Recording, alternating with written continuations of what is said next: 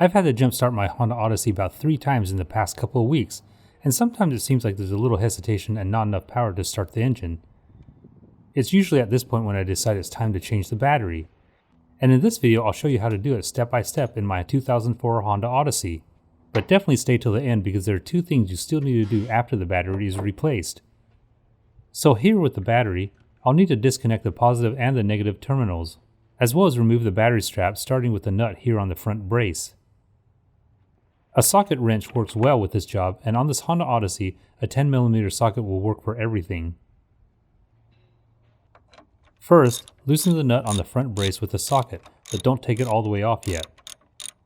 When it's loose enough, I'll use my fingers to twist the nut the rest of the way off, and then I can remove the J-bar.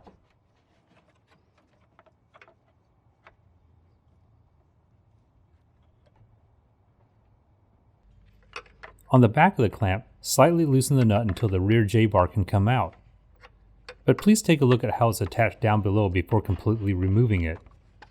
This will help you later when you have to put it back in. Now with the same 10mm socket, loosen the nut on the negative battery clamp, but don't take it all the way off. It just has to be loose enough to slip off the battery terminal. And typically you should always remove the negative cable first.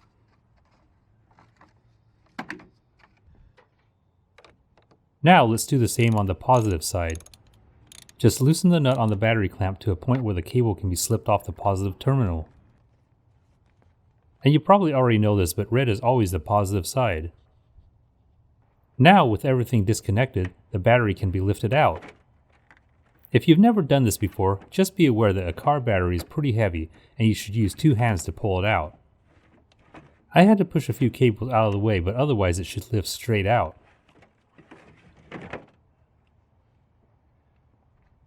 Now I'll take it to the auto parts store to recycle the core and buy a new battery.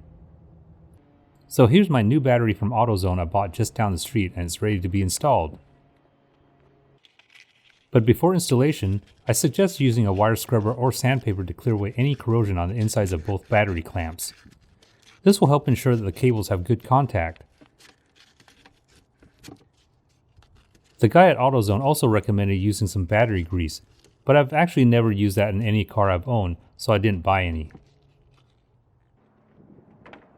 When the clamps are clean, slip the battery back into the engine bay. It's a little awkward in this van because I can't just slip it in without adjusting some of the cables. And just for reference, checking the sticker on the old batteries showed that this was 5 years old.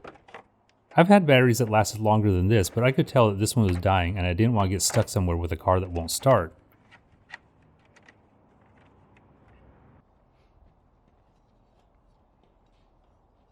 Now this next part I should have done later, but being forgetful while shooting this video, I mistakenly installed the battery strap first. But I highly suggest you do it after the battery clamps have been attached. In any case, the J-bar hooks into a hole at the back of the battery tray. Start with the J-bar first and then position the metal strap over the top of the battery. At the front, connect the second J-bar and then reattach the nut. Make sure it's tight and that the battery can't move around.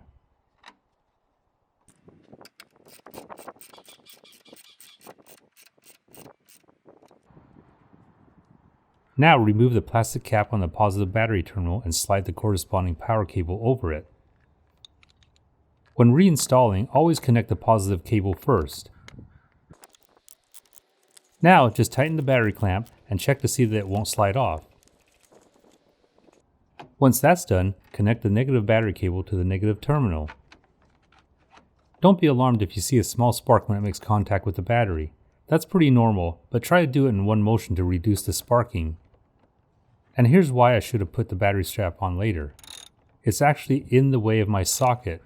It's not impossible to do, but it makes it harder to get a good angle on the nut on the battery clamp. Once this is tight, the new battery installation is complete. But I'm not done yet.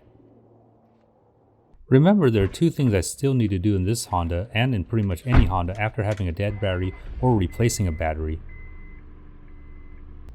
So my van now starts up with no problem, but when I turn on the radio, it asks me for a code. This is the anti-theft code, and you can find it in your owner's manual or on a sticker attached to the glove box. This is usually a 5-digit code, So just use the radio preset buttons to unlock the radio. The second thing you'll eventually notice is that the automatic function on the driver's side power window won't work.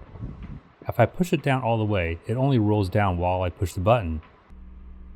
To fix this, have the engine running with the driver's side window fully closed. Now press and hold the auto button until the window is all the way down. Then pull up and hold the auto button until the window is fully closed. At this point, the driver's side window will be reset and will automatically work again.